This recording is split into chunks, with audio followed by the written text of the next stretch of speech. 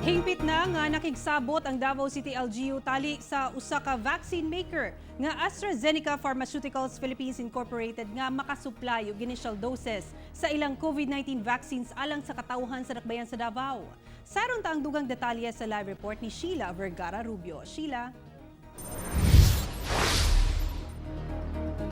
Sara, giaprobahan sa Davao City Council ang pag-authorize ni Mayor Inday Sara Duterte nga makig-negotiate sa usa ka pharmaceutical company alang sa pagpalit og COVID-19 vaccine.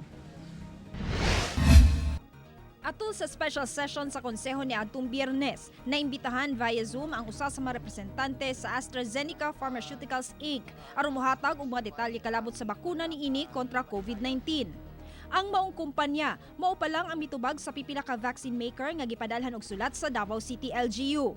Usa sa mga gipasabot, mao ang mapagtuon o proseso nga gihimo aron nga mamahimong luwas kini nga ibakuna sa tao. The clinical efficacy and safety of this genetically modified animal virus that enters the human body, and it showed and demonstrated based on these clinical trials that it is well tolerated by the human body. No, so again, we're not saying that this is 100% safe, meaning there will be no side effects, because even the current drugs that we are using, there will always be something, no? There will always be side effects. But that's why we quote that it is well tolerated. Atol sa programa ni Mayor Inday Sara Duterte sa Davao City Disaster Radio, gikumpirma niini nga duna na sila'y kasabutan tali sa moong kumpanya nga mosupply sa syudad og initial doses sa COVID-19 vaccine sa ikatulong kwarter sa tuig. Ingon sila, dili sila maka-deliver og bulk. So meaning, kung unsa man na ang order nato, dili na nila mahatag by the third quarter complete. Opo. So, ingon sila, that will be in tranches yun. Hinoon giklaro sa mayor nga ang bakuna nga paliton, augmentation lamang o inisyatibo sa syudad sa pakig-alayan sa nasyonal nga kagamhanan apan wala pay labot niini ang isupply usab sa kauluhan kung ugaling dunay moabot og una.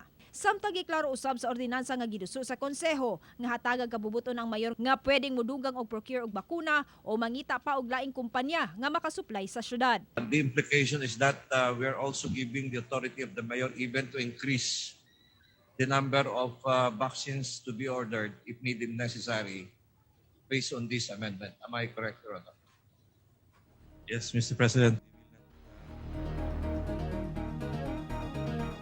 Sara, sumala sa mayor nga walay limit sa budget ang itagana sa kagamhanan alang sa bakuna. Samtang alang sa coverage usab magbase kini sa priority list nga gipagula sa national government sama sa mga frontliner. Sara. Okay, dagang salamat, Sheila Vergara Rubio.